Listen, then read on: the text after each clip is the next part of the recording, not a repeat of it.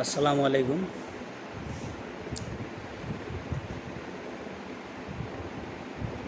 দীর্ঘ সময় অতিবাহিত হওয়ার পরে আমরা সবাই একসাথে অনলাইন ক্লাসে একত্রিত হতে পেরেছি, আলহামদুলিল্লাহ।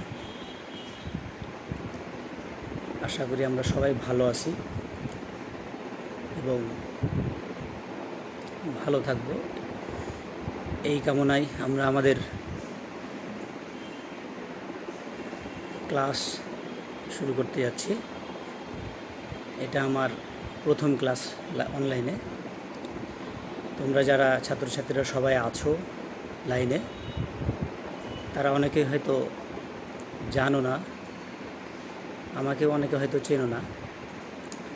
আমার নাম Mohammad Jahangir Alam, non tech department.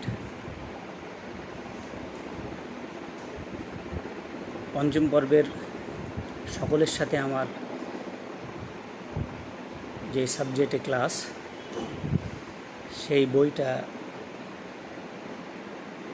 নাম হয়তো অনেকে জানো, অনেকে জানো না। তো আজকে সবাই বইয়ের নামটা জানো, এবং যারা আছে তারা আছে, যার নাই তারা একটি বই কিনে নিও। Accounting theory and practice. এটা পঞ্চম পর্বের জন্য, আমাদের সকলের জন্য, সকল ডিপার্টমেন্টের জন্য পঞ্চম পর্বের ফার্স্ট শিফট এবং সেকেন্ড শিফট সকল পর্বেরই। সকলে বইটা কিনে নিও। বাজারে অনেক পাবলিকেশনে আছে, যেটা তোমাদের ভালো হয়। তবে আমি যেটা পড়াই সেটা হলো হক পাবলিকেশনস। তোমরা এটা দেখে নিও, কিনে নিও। যাই হোক, সাবজেক্ট বিষয়ে কিছু কথা বলি। অনলাইন ক্লাস গত কয়েকদিন আগে থেকে শুরু হয়েছে, গত শনিবার থেকে। আমি সেই ক্লাসে উপস্থিত হতে পারিনি টেকনিক্যাল কিছু প্রবলেমের জন্য।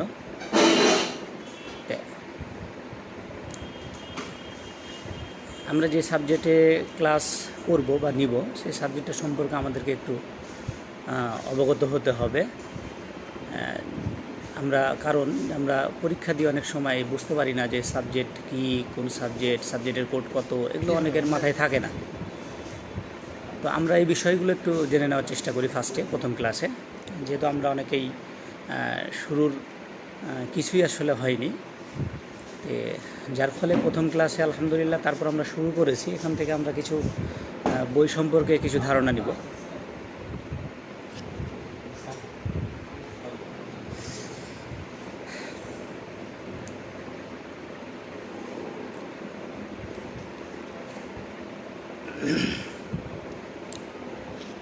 আমাদের সাবজেক্টের নাম আমি কিছুক্ষণ আগে বললাম যে অ্যাকাউন্টিং থিওরি অ্যান্ড প্র্যাকটিস। এই নামটাও অনেকে হয়তো ভালোভাবে উচ্চারণ করতে পারে না বা লিখতে দিলে পারবে না, যে কারণে আমি লাইভ ক্লাসে সরাসরি উপস্থাপনায় আমি বলি যে তোমরা একটা খাতা রাখবা, খাতায় এই সাবজেক্ট বিষয়ে একটা খাতা রাখবা, এবং খাতাতে ওই সাবজেক্টের নাম আমি কয়েকবার লিখানো প্র্যাকটিস করা এবং কোডটা বারবার বলাই মুখে। সেক্ষেত্রে আমি লাইভে অনলাইন ক্লাসে এটাই বলছি যে তোমরা যারা উপস্থিত আছো এখন, তারা সকলেই খাতা বা বই যদি পাশে থাকে সামনে রাখো, এবং খাতায় তোমরা ওই বইয়ের নামটা কয়েকবার লিখো। আমি যেহেতু দেখতে পাচ্ছি না কাউকে, সেহেতু আমি অ্যাডভাইস করছি accounting theory and practice. Accounting theory and practice. Accounting শব্দটা সকলেরই মনে থাকবে এবং প্র্যাকটিস কথাটাও সকলের মনে থাকবে, বাট থিওরি কথাটা অনেক সময় বানানে কঠিন হয়। তো এক্ষেত্রে তোমরা থিওরিটাকে একটু বোঝার জন্য, মানে মনে রাখার জন্য টেকনিক্যালি মনে রাখবা। সেটা হলো দি ওরি, যদি মনে করতে পারো। দি ওরি, দেখো তোমরা যদি বই তোমাদের সামনে থাকে তাহলে বুঝতে পারবা। দি ওরি, দেখো THEORY, দি ওরি। যদি আমরা এইভাবে মনে রাখি তাহলে থিওরি মনে রাখাটা সহজ। আমরা যেন মুখে অন্তত উচ্চারণ করে বলতে পারি যে অ্যাকাউন্টিং থিওরি অ্যান্ড প্র্যাকটিস। এটা সবাই, এটা কেন অনেকে হয়তো ভাবছে যে স্যার একটা বইয়ের নাম নিয়ে এত কথা বলছে। আসলে আমরা যে সাবজেক্টগুলোতে ক্লাস করি অনেকেই আমরা পারি না, আমাদের 6টা 7টা 12টা সাবজেক্ট থাকে, সাবজেক্টগুলোর নামই বলতে পারি না, এরকম হয়। যার ফলে আমি প্রথম ক্লাসে সাবজেক্টের কনসেপ্টটাকে আগে চেষ্টা করি যে বোঝানোর, যে এটা কী সাবজেক্ট, এটার কোড কত। এটার কোড তোমরা দেখো যে 58 51 তোমাদের মনে রাখবা, সকল কোডের সামনে দেখবে একটা 6 থাকে। তো 6টা তোমাদের কমন বিষয়, 6টা থাকবে। তো সেই ক্ষেত্রে যদি আমি পুরোটা বলি তাহলে 65851, 65851। তো এইভাবে মনে রাখাটা কঠিন, তোমরা 6টাকে বাদ দিয়ে দাও, তোমরা এইভাবে মনে রাখো যে 58 51 সামনে একটা 6 হয়। এইভাবে যদি মনে রাখো তাহলে তোমাদের মনে রাখাটা সহজ হবে। তো যাই হোক, প্রথম অধ্যায়ে তোমরা যাদের কাছে বই আছে, তোমাদের বইটা আমি একটু দেখাই, বইয়ের চেহারাটা একটু দেখাই।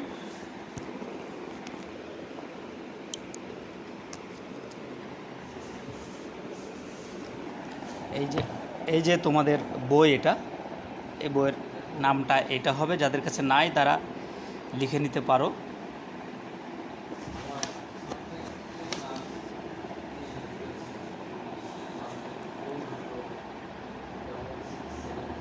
আচ্ছা, এটা হলো সাবজেক্টের নাম, তোমরা ভালোভাবে খাতায় লিখে নিতে পারো, বা কেনার ক্ষেত্রেও তোমাদের সহায়ক হবে যে বইটার আসলে ফেসটা কেমন, দেখতে কেমন।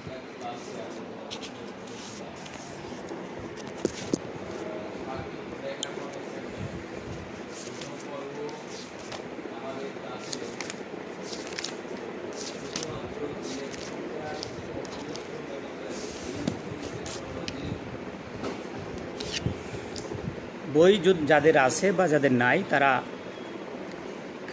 যাদের বই আছে তারা বইয়ে লিখে নিবা বা দাগাই নিবা। যেহেতু আমাদের একটা ক্লাস অলরেডি অতিবাহিত হয়ে গেছে, আমরা আজকে 2য় নম্বর ক্লাসে আছি, তো আমরা সেটা 2য় নম্বর ক্লাসটাকে আমরা 1 নম্বর 2 নম্বর সব একসাথেই আমরা আর কি আলোচনা করবো ইনশাল্লাহ। খুব অল্প সময়ের মধ্যে তোমরা একটু ধরে নেওয়ার চেষ্টা করবে, যেহেতু অনলাইন ক্লাস, একটু মিসগাইড বা একটু মনোসংযোগ সরে গেলেই তোমরা কিন্তু এখান থেকে আর কি কিছু নিতে পারবে না, মানে কষ্ট হবে। যার ফলে আমি বলি যে আমার কথা যতটুকু শুনতে পারো, যতটুকু বুঝতে পারো, পুরাটাই নিয়ে নেওয়ার চেষ্টা করো। আচ্ছা, যাই হোক, আমরা প্রথম অধ্যায় বিষয়ে কিছু কথা বলবো। প্রথম অধ্যায়ে আমাদের এই বইটার নাম যেহেতু অ্যাকাউন্টিং, তাহলে অ্যাকাউন্টিংটা আসলে কি, আর এটা আমাদের জীবনে আসলে কেনই বা প্রয়োজন, বা এটা কেনই বা কোথায় থেকে এটা আসলো, কিভাবে এর উৎপত্তি হইল। তো এগুলো বলার আগে আমি তোমাদেরকে বলে দিই যে যেই প্রশ্নগুলো প্রথম অধ্যায় থেকে আমাদেরকে একটু বাসায় দেখতে হবে, সেগুলো একটু দেখে নিবা। দেখো, তোমরা যাদের বই আছে তারা বইয়ে দাগিয়ে নিবা, আর যাদের বই নাই তারা তোমরা খাতায় একটু অধ্যায় নাম্বার দিয়ে উপরে লিখে নিবা যে accounting theory and practice class number 1, অধ্যায় নাম্বার 1, এইভাবে তোমরা লিখে নিবা। লিখে নেওয়ার পরে ওখানে তোমাদের আবার এইভাবে 3টা চ্যাপ্টারে প্রশ্ন থাকে, 3টা ভাগে প্রশ্নটা থাকে। একটা হলো অতি সংক্ষিপ্ত, একটা সংক্ষিপ্ত, একটা ব্রড। আমাদের প্রথম দিকে থিওরিতে অতি সংক্ষিপ্ত এবং সংক্ষিপ্ত প্রশ্নটা থাকে, যেটা আর কি মার্ক বিষয়ে থাকে। তো এখানে এটাতে যাওয়ার আগে আমি আরও কিছু কথা, যেটা আমার একটু মিস্টেক হয়েছে, তোমরা একটু ফলো করো বা লিখে নাও। তোমাদের এই সাবজেক্টে যে পরীক্ষা হয় সেটা কিন্তু আমি বলিনি আর কি। এই সাবজেক্টে পরীক্ষা হয় তোমার 150 মার্কের পরীক্ষা। সাবজেক্টে 150 মার্কের পরীক্ষা হবে 150। এর মাঝে 150 মার্কের পরীক্ষার মাঝে আমাদের 60 মার্ক পরীক্ষা হবে বোর্ডে লিখিতভাবে, 60 মার্ক পরীক্ষা হবে বোর্ডে লিখিতভাবে, আর 90 বাকি থাকে। এই 90 থাকবে প্র্যাকটিসের উপরে, অর্থাৎ টিচারের সাথে কোঅপারেট, ক্লাস মেনটেন, অ্যাসাইনমেন্ট, বিভিন্ন কাজ, ক্লাসের উপস্থিতি, সকল কিছু মিলে আমাদের এই 90 মার্ক থাকবে। অর্থাৎ এই 90টা টিচারের সাথে রিলেটেড, টিচার, ক্লাস, প্র্যাকটিস, সকল কিছুর সাথে এই 90 মার্ক রিলেটেড। আর তুমি 60 মার্ক পরীক্ষা দিবা বোর্ডে, 60 লিখিত বোর্ডে পরীক্ষা দিবা। এই 60 মার্ক, এই 60 মার্কের মধ্যে তোমার 30 থাকবে তোমার লিখিত, পুরাটাই থিওরি 30, আর 30 থাকবে তোমার ম্যাথ, অঙ্ক। তাহলে কি বললাম, টোটাল সাবজেক্ট আমাদের টোটাল মার্কস হলো সাবজেক্টের 150 মার্কসের মধ্যে তোমার 60 অর্থাৎ 60 মার্ক তোমার বোর্ডে পরীক্ষা দিবা। ওই 60 মার্কের মধ্যে আবার 30 আলাদা হবে। 30 হলো লিখিত এবং 30 হলো ম্যাথ অঙ্ক। তাহলে 30-30-60 আমাদের বোর্ডের পরীক্ষা। 30 হলো লিখিত, 30 হলো ম্যাথ, দুটাই লিখিত কিন্তু একটা থিওরি একটা ম্যাথ।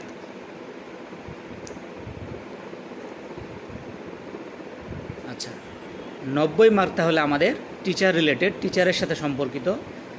যদিও টিচারের সাথে সম্পর্কিত, টিচার এই মার্কটা নির্ধারণ করবে কিভাবে।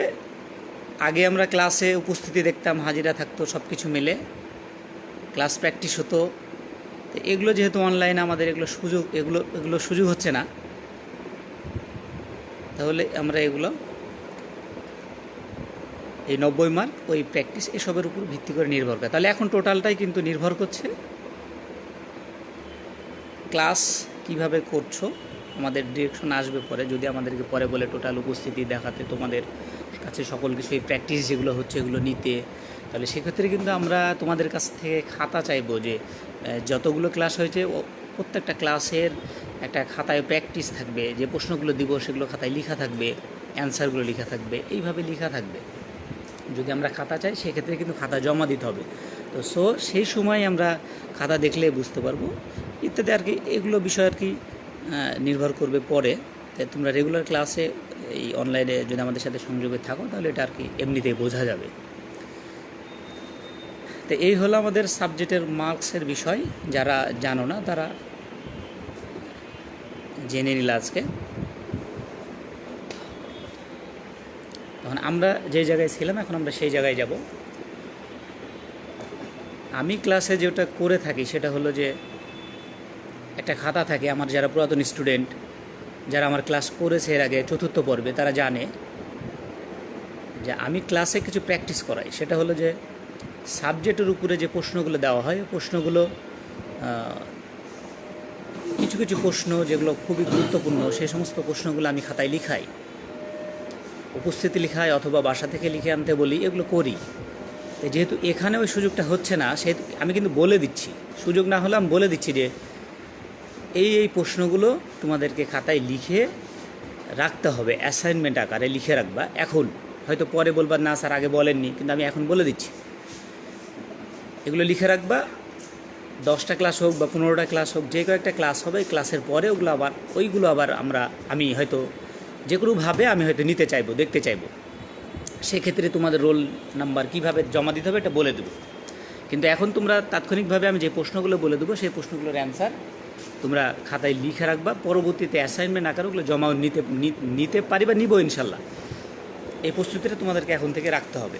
তো যাই হোক, সময় অনেক অতিবাহিত হলো, আমরা একটু বলে দিই।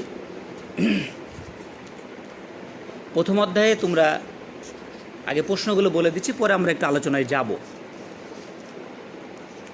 প্রশ্নগুলো বলে দিই। প্রথম অধ্যায় নম্বর 1, অতি সংক্ষিপ্ত। তোমরা একটু যাদের সামনে বই আছে তারা বইয়ে দাগিয়ে নাও, আর যাদের সামনে খাতা আছে তারা খাতায় লিখে নাও।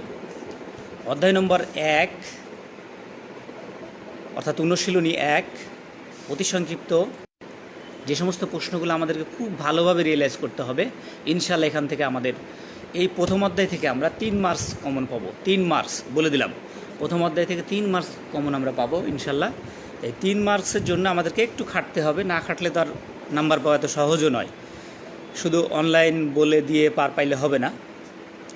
দেখো, সবাই দেখো, 1 নম্বর, হিসাব সংরক্ষণ কাকে বলে। যেহেতু আমরা হিসাবের বই পড়ব, হিসাব অ্যাকাউন্ট মানে হিসাব, সেহেতু হিসাবটা আমরা কিভাবে সংরক্ষণ করব তার একটা সংজ্ঞা এখানে দেওয়া আছে। আর 2 নম্বর হলো হিসাব বিজ্ঞান। আমাদের প্রশ্নে আছে হিসাব বিজ্ঞান কাকে বলে, হিসাব এবং বিজ্ঞান। 3 নম্বরে দেখো বলা আছে যে বুককিপিংয়ের ওপর রচিত প্রথম গ্রন্থের নাম কি, এটা কত সালে রচিত হয়। ভেরি ভেরি ইম্পর্ট্যান্ট একটা প্রশ্ন। আর 4 নম্বর একটা প্রশ্ন দেখো, লুকা ডি প্যাসিওলিকে বুককিপিংয়ের জনক বলা হয় কেন। যাদের অন্য বই তারা এই প্রশ্নগুলো লিখে রাখতে পারো, অন্য বইয়ের সাথে খুঁজে বের করতে পারো। কারণ আমি যেখান থেকে বলছি সেখান থেকে অন্য বইয়ের সাথে সিরিয়াল নাও মিলতে পারে। যার জন্য তোমাদেরকে যেটা করতে হবে, আমি যে প্রশ্নগুলো বললাম একটু শর্টকাটে প্রশ্নগুলো লিখে রাখতে হবে। লিখে রাখলে যেটা হবে সেটা পরবর্তীতে তোমরা অন্য বই যদি তোমাদের কাছ থেকে, যেমন টেকনিক্যাল পাবলিকেশন বা অন্যান্য আরও বই থাকে, সে সমস্ত বইয়ে তোমরা এই প্রশ্নগুলো খুঁজে বের করে নিতে পারবে। কারণ এখানে যেভাবে সাজানো আছে 1 2 3 4, ওখানে ওইভাবে নাও থাকতে পারে। ওকে, সংক্ষিপ্ত প্রশ্নতে আমরা একটু যাই। সংক্ষিপ্ত প্রশ্ন দেখো, এখান থেকে আমরা 2-1টা প্রশ্ন। 4 নম্বর দেখো, হিসাব সংরক্ষণের উদ্দেশ্য কি, হিসাব সংরক্ষণের সুবিধা কি কি, আর বুক কিপিং একটা কলা ও বিজ্ঞান কেন। এই 3টা প্রশ্নের মধ্যে ভেরি ভেরি ইম্পর্টেন্ট 5 এবং 6, অর্থাৎ হিসাব সংরক্ষণের সুবিধা কী কী। আচ্ছা, হিসাব সংরক্ষণ করলে আমরা এর সুবিধাটা কি কি পাবো, এটা একটা। আর একটা হলো 6 নম্বর, বুক কিপিং একটা কলা ও বিজ্ঞান, ভেরি ভেরি ইম্পর্টেন্ট, বলে দিলাম। তোমরা এটা একটু ভালো করে, আমি একটু বলবো কথা 5-10 মিনিটের মধ্যে। আর বড় প্রশ্ন একটা যাই, রচনামূলক। রচনামূলক দেখে ভয় পাওয়ার কিছু নাই। রচনামূলক অনেক সময় অঙ্কের মধ্যে ঢুকায় দেয়, আবার অনেক সময় সংক্ষিপ্তর মধ্যে, অর্থাৎ 2 মার্কসের মধ্যেও থাকে। অতি সংক্ষিপ্ত 1 মার্কস, সংক্ষিপ্ত 2 মার্কস, এই হলো 3 মার্কস। তোমার রচনামূলক একটা প্রশ্ন রচনামূলক অধ্যায়ের মধ্যে দেওয়া আছে, তাই রচনামূলক শব্দটা উচ্চারণ করছি, কিন্তু এটা আসলে বেশিরভাগ সময় সংক্ষিপ্তর মধ্যে থাকে। দেখো, হিসাব সংরক্ষণ এবং হিসাব বিজ্ঞানের মধ্যে পার্থক্য কী, হিসাব সংরক্ষণ ও হিসাব বিজ্ঞানের মধ্যে পার্থক্য কী, এই প্রশ্নটা তোমরা একটু কষ্ট করে দেখে রাখবা। আচ্ছা, এই হলো প্রশ্নের বিষয়, যে যে প্রশ্নগুলো আমাদেরকে পড়তে হবে। বাসায় তোমরা যেটা করবা, যাদের কাছে খাতা, আমার জন্য, আমার পারপাসে, শুধু আমার জন্য অন্য কোনো খাতা ইউজ করা যাবে না, শুধু আমার জন্য একটা খাতা ইউজ হবে। খাতাটা মিনিমাম একটা, মানে অ্যাসাইনমেন্টের জন্য বলছে, মিনিমাম একটা পেজের হবে, একবারে সিম্পল পেজের খাতা দিবে না। অনেক ছাত্র যেটা করে একদম পাতলা, এটা ঠিক না। একটা সৌন্দর্য হয় এমন একটা খাতার মাঝে মিনিমাম একটা পেজ দেখতে যেন ভালো লাগে, এরকম একটা খাতা আজকে থেকেই আমার এই সাবজেক্টের নাম দিয়ে, কোড দিয়ে, আমার নাম দিয়ে, ডিপার্টমেন্টের নাম দিয়ে, সেখানে তুমি এই সাবজেক্টের বিস্তারিত অধ্যায়ভিত্তিক তুমি এই বিষয়গুলো, প্রশ্নগুলো পাশাপাশি আগে ফার্স্ট পেজে যেটা করবে সেটা হলো প্রশ্ন লিখে রাখবা। কিভাবে আজকে আসলে দেখাতে পারলাম না, প্রশ্নগুলো আগে লিখে নিবা। লিখে নেওয়ার পরে তারপরে তুমি সিরিয়াল মেনটেন করে প্রশ্নগুলো অ্যান্সার দেওয়া শুরু করবে। এটা আমি বলছি। যদি বুঝতে না পারো, ভিডিওটা আরেকবার দেখবা।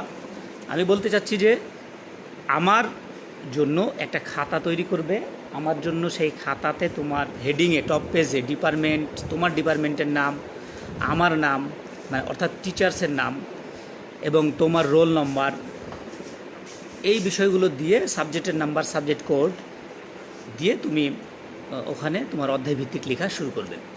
আর এক অধ্যায় লেখার পর, এক অধ্যায়ে যে প্রশ্নগুলো দেওয়া থাকবে সেগুলো লেখার পরে একটা করে পেজ গ্যাপ দিবে, যাতে দেখতে ভালো লাগে। এবং সেগুলো যদি সময় সাপেক্ষে হয়, পরিবেশ পরিস্থিতি অনুযায়ী আমি ডাকবো, খাতাগুলো নিয়ে আসতে হবে, আমার সিগনেচার লাগবে। এই যে বললাম যে 90 মার্কস থাকবে, এই 90 মার্কস কোথায় থেকে থাকবে? এই 90 মার্কস থাকবে তোমাদের প্র্যাকটিসের ওপর ভিত্তি করে, এই প্র্যাকটিসের ওপর ভিত্তি করে তোমাদের এই 90 মার্কসটা আমি ইনশাল্লাহ তোমাদেরকে দিব। তোমাদের মার্কস তোমাদেরকেই দিব, এখানে কোনো কার্পণ্য হবে না, যদি তোমরা আমার সাথে সহযোগিতা করো। সহযোগিতা কেমন? আমি তোমাদেরকে সর্বদা সাহায্য করার জন্য থাকব, কিন্তু তোমাদেরকে আমি যেই কাজগুলো দিব সেই কাজগুলো পরিপূর্ণভাবে কমপ্লিট করতে হবে। সেটা আমি কিভাবে পরিপূর্ণ কমপ্লিট পাবো, সেটা তোমাদের খাতা দেখলেই আমি বুঝতে পারবো ইনশাল্লাহ। তা ঠিক আছে, আমি এখন প্রশ্নগুলো বিষয়ে একটু কথা বলি। বইয়ের ভাষা যদি আমরা বলতে চাই, সবাই একটু অ্যাটেনশন দাও মনোযোগের সাথে। এতক্ষণ যা কথা বললাম ওগুলো হলো পারিপার্শ্বিক কথা, এখন যা কথা বলবো সে কথাগুলো হলো বই রিলেটেড এবং তোমার প্রশ্নের উত্তর রিলেটেড। সেই উত্তরগুলো তোমাদের বইয়ে আছে। আমি বইয়ের কথাগুলো বলে আমি একটু এক্সাম্পলে যাব। দেখো, হিসাব সংরক্ষণ কাকে বলে? বইয়ের ভাষা যেটা, সেটা বলছে যে কলাকৌশল ও নিয়ম নীতির সাহায্যে কারবারি লেনদেন সমূহ হিসাবের খাতা ও বা বহিতে সুনির্দিষ্ট নিয়ম ও শৃঙ্খলার সাথে লিপিবদ্ধ করা হয়, এবং যার সাহায্যে নির্দিষ্ট সময় পরে লেনদেন, প্রকৃত ফলাফল এবং ব্যবসায়ের সঠিক আর্থিক অবস্থা সঠিকভাবে নিরূপণ করা যায়, তাকে হিসাব রক্ষণ বলে। এটা বইয়ের ভাষা, তোমরা দেখবা, তাই বললাম। এটা একটু জটিল মনে হচ্ছে, কিন্তু একটু গভীরভাবে চিন্তা করলে কিন্তু একেবারে সহজ। কেমন? হিসাব সংরক্ষণ, আর একটা বলছে হিসাব বিজ্ঞান। দেখো এই ছোট্ট দুটো প্রশ্নের মধ্যে সব কিছু আছে, এই ছোট্ট দুটো প্রশ্নের মধ্যে সব কিছু আছে। আমাদের প্রশ্ন আসতে পারে, যেহেতু আমরা ইঞ্জিনিয়ার হব ইন ফিউচারে, তাহলে আমরা অনেকে প্রশ্ন করতে পারি বা অনেকে করে যে আমরা স্যার আমরা তো ইঞ্জিনিয়ার হব, আমরা অ্যাকাউন্টিং পড়ে কি করব, আসলে অ্যাকাউন্টিং আমাদের কী বা কাজে দেবে। আসলে অ্যাকাউন্টিং, প্রথম কথা আমি বলবো যে এই সাবজেক্টটা তোমাদের রেজাল্টের জন্য সহায়ক ভূমিকা পালন করে। সহায়ক ভূমিকা কেমন? এই সাবজেক্টের 90 150 মার্কের জায়গায় 140 পাওয়া একেবারে সম্ভব, 140 145 পাওয়া একেবারে সম্ভব। মানে অন্যান্য সাবজেক্টে তোমাদের যদি খারাপ হয়, তাহলে এই সাবজেক্টে তোমার ভালো রেজাল্ট অর্থাৎ A+ পাওয়াটা সহজ। আর এটাতে A+ পারলে তোমার কাভার হবে, খুব ভালো হবে যদি একটু মনোযোগ সহকারে সাবজেক্টটা চিন্তা করো। এটা একটা বিষয়। আর একটা বিষয় হলো, যদি তুমি এই সাবজেক্টটা ধরো বাদ দিয়ে দিলা, পড়লাই না, দরকার নাই, পড়বো না, এটা কেন পড়বো, তাহলে কি তুমি কোনো দিন পাশ করতে পারবা না? কোনো দিনই এই সাবজেক্টটাকে বাদ দিলে পাশ করতে পারবা না। তাহলে যেহেতু এই সাবজেক্টটাকে আমি বাদ দিলে পাশ করতে পারবো না, তাহলে এই সাবজেক্টটাকে আমাকে অবশ্যই পড়তে হবে। পড়তে হবে কীভাবে? ভালো রেজাল্টের মাধ্যমে ভালো রেজাল্ট আনতে হবে এখান থেকে, এমনভাবে পড়তে হবে যেন ভালো রেজাল্ট আসে, যেহেতু এখানে ভালো রেজাল্ট করা একেবারে সহজ এই সাবজেক্টে। এই দুটো কারণে তোমাকে অ্যাকাউন্টিং পড়তে হবে। আর একটা বিষয়, যেটা জেনারেলভাবে আমরা যদি সাধারণভাবে চিন্তা করি, তাহলেও এটা পড়তে হবে। তুমি ভবিষ্যতে ইঞ্জিনিয়ার হবে, এই সাবজেক্ট যদি আমার পড়া থাকে, এখানে এক্সট্রা একটা জ্ঞান বাড়বে। অ্যাকাউন্টিংটা কী, এটা তোমার লাইফে ঢুকে যাবে, তোমার জীবনে অ্যাকাউন্টিংয়ের বিষয়গুলো চলে আসবে। অ্যাকাউন্টিং জীবনে চলার পথে সব ক্ষেত্রে দরকার, সব ক্ষেত্রে দরকার। কোনো ক্ষেত্রে অ্যাকাউন্টিং ছাড়া চলছে না। যেমন ধরো, আমরা আজকে ক্লাসে লাইভে উপস্থিত হয়েছি, এটা আমাদের অ্যাকাউন্টিংয়ে ছিল। যদি অ্যাকাউন্টিংয়ে না থাকতো আমরা এই লাইভে আসতাম না। সকালবেলা ঘুম থেকে উঠেছি, সবাই রেডি এসেছি, 9টা 20 ক্লাস আছে, এই জিনিসগুলো আমরা অ্যাকাউন্টিংয়ে নিয়েছি, অর্থাৎ হিসাবের মধ্যে নিয়েছি। যদি হিসাবের মধ্যে না থাকতো, তাহলে আমরা এই ক্লাসে উপস্থিত হতাম না। তো অ্যাকাউন্টিংটা তোমার জীবনকে সাজাবে, অ্যাকাউন্টিংটা তোমার লাইফকে পরিবর্তন করবে, অর্থাৎ জীবনকে সাজানোর জন্য যে বিষয়গুলো দরকার, সেটা অ্যাকাউন্টিং। তুমি ইঞ্জিনিয়ার হও, তুমি ব্যাংকার হও, তুমি ডাক্তার হও, তুমি যে পেশাতেই থাকো না কেন, তুমি শিক্ষক হও, যে পেশাতে থাকো, তোমার অ্যাকাউন্টিং তোমার জীবনকে চলার পথকে সহজ করবে, কারণ তুমি হিসাবের মধ্যে আসবে। অ্যাকাউন্টিং এমন একটা জিনিস যে 5 পয়সা 10 পয়সারও হিসাব সেখানে থাকে। কেন থাকে? ধরো তুমি একটা প্রতিষ্ঠানের অনেক বড় কর্মকর্তা, তুমি একজন ব্যবসায়িক, সেখান থেকে তুমি ধরো 5,000 পিস পেন কিনবে, 5,000 পিস পেন কিনবে। প্রতি পেনে যদি তুমি 5 পয়সা করে ছেড়ে দাও, তাহলে কত পয়সা যাবে তুমি জানো? হিসাব করে দেখবা এটা। 5,000 পিস পেনের ছেড়ে দেবো 5 পয়সা, তাহলে 5 পয়সা ছেড়ে দিলে তোমার কত পয়সা? 5.5 হাজার। গুণ দিয়ে যত হবে তত দেখবা আসলে কত পয়সা ছাড় পড়ে যাবে। তাহলে তুমি পার্সোনাল লাইফে তুমি এরকমভাবে বিষয়গুলো যদি সাজিয়ে রাখো, তাহলে তুমি হিসাবের জ্ঞানটা এখান থেকে পাবে। কেউ হিসাব ছাড়া চলতে পারে না। একটা পারিবারিক দিয়ে আমি এক্সাম্পল দিই। ধরো আমাদের প্রত্যেক পরিবারে বাবাই আমাদের কর্তা। আমার বাবা অনেক টাকা বেতনে চাকরি করে, কিন্তু হিসাব ছাড়া চলে, অর্থাৎ অ্যাকাউন্টিং ছাড়া চলে। যদি হিসাব ছাড়া চলে, সাপোজ ধরে নিলাম আমার বাবা 30,000 টাকা বেতন পায়, এই 30,000 টাকা দিয়েও সে সংসার চালাতে পারবে না, কারণ সে হিসাবের বাইরে চলে। মাস শেষে দেখা যাবে তার আরও 2,000 টাকা ধার হয়েছে, ডিউ হয়েছে, বাকি হয়েছে। আর ওই ব্যক্তিটাই যদি হিসাবের মধ্যে থাকে, তাহলে দেখা যাবে যে মাস শেষে উনি আরও দেখা যাচ্ছে সকল কিছু সুন্দরভাবে পরিচালনা করার পরেও দেখা যাবে 5,000 টাকা অর্থাৎ 5,000 টাকা সেভ করতে পারবে, সঞ্চয় করতে পারবে। হিসাবটা জিনিস হলো এরকম। যাই হোক, এটা অন্য প্রসঙ্গ, তোমাদেরকে বোঝানোর জন্য বললাম যে কেন হিসাব বিজ্ঞান আমরা পড়ব। তাহলে 3টা বিষয়। একটা বিষয় হলো আমাদেরকে সাবজেক্ট পড়তেই হবে, না পড়লে ফেল হব। যদি আমরা পাস না করি, কোনো দিনই পাস করতে পারবো না, এই একটা কারণ। আর একটা কারণ হলো যে এটা আমার ভালো রেজাল্ট করতে, রেজাল্টকে আরও ভালো করতে সহায়ক ভূমিকা পালন করবে। আর একটা হলো আমাদের জীবনে চলার পথকে সহজ করবে, হিসাবের মধ্যে আনবে। ওকে, এই 3টা কারণ। এখন আমরা 2-3টা কথা বলবো। 2-3টা কথা বলবো, সেটা হলো আমার ক্লাস টাইম আসলে প্রায় শেষ। অল্প সময়ের মধ্যে আমি একটু কথা বলে দিই যে এখানে 2-3টা প্রশ্ন আমাদের এসে যায়, শর্টকাটে বলে দিই। একটা হলো হিসাব সংরক্ষণ, আমাদেরকে জানতেই হয় হিসাব সংরক্ষণ, আর একটা হলো হিসাব বিজ্ঞান। হিসাব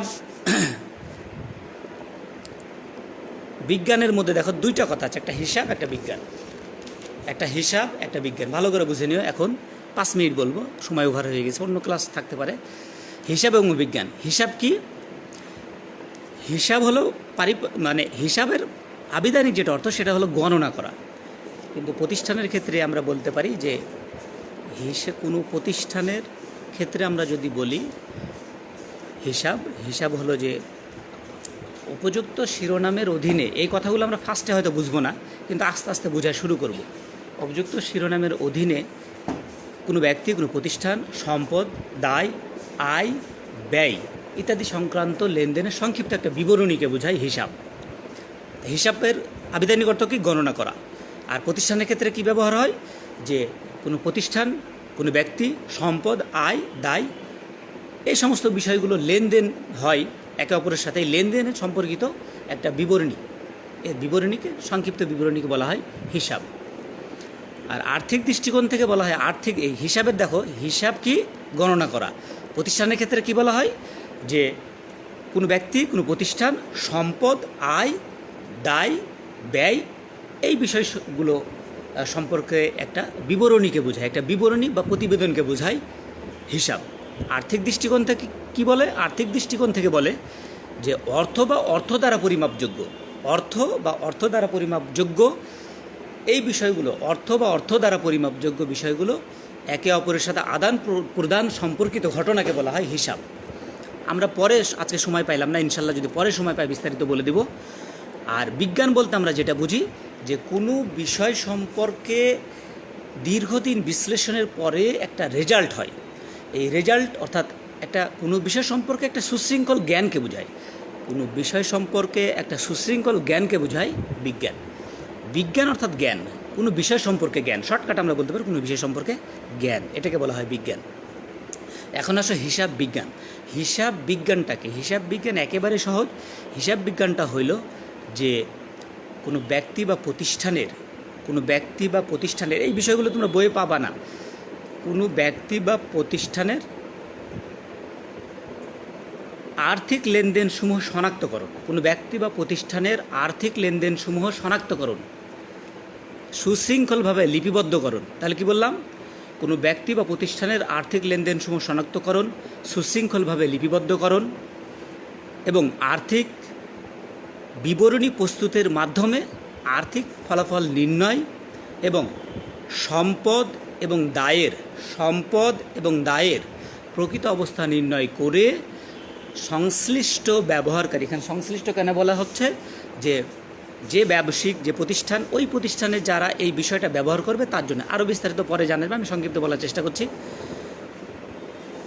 সংশ্লিষ্ট ব্যবহারকারীদের অবগতির জন্য তথ্য উপস্থাপনের কার্যক্রমকে বলা হয় হিসাব বিজ্ঞান।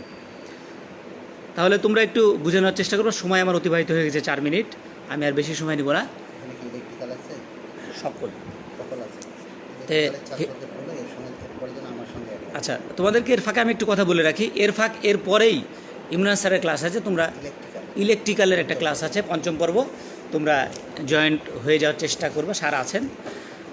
তো যাই হোক, আমি যেটা বলছিলাম সেটা আমরা শেষ করি। তাহলে হিসাব বিজ্ঞান কাকে বলে? হিসাব এবং বিজ্ঞান, আমি কিছুক্ষণ আগে বলেছি হিসাব এবং বিজ্ঞানটা কি, খুব ফাস্ট বলতে হয়েছে কারণ আসলে সময় একটু আমার অল্প হয়ে গেছে। নেক্সট ক্লাসে আমরা এই বিষয়ে যদি কেউ প্রশ্ন করো আমি আরেকবার বলে দিব। এছাড়া আমার নাম্বার আছে, তোমরা আমার সাথে ইনশাল্লাহ যোগাযোগ করবা, আমি বলে দেওয়ার চেষ্টা করব। তো হিসাব বিজ্ঞানকে আমি বলে দিয়েছি। আর হিসাব সংরক্ষণ আমরা ছোট্ট একটা এক্সাম্পল দিয়ে বুঝিয়ে দিব। ধরো আমরা সবাই নিজেকে দিয়ে চিন্তা করব যে আমার একটা ব্যবসা প্রতিষ্ঠান আছে, সেই ব্যবসা আছে বা শুরু করব, যদি থাকে বা শুরু করি, যদি শুরু করি তাহলে আমরা সেই ব্যবসাটার একটা পরিকল্পনা করি।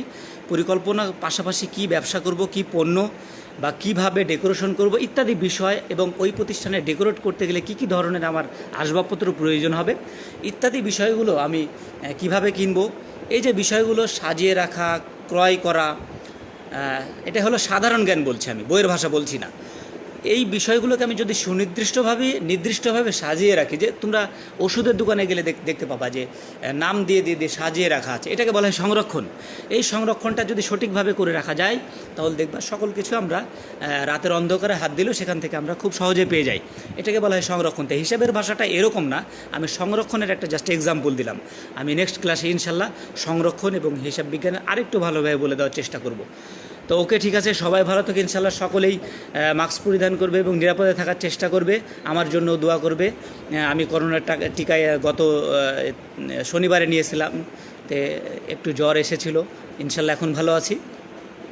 সবাই তোমরা ভালো থাকো, এই দোয়ায় আমি আমার ক্লাস শেষ করলাম। আসসালামু আলাইকুম।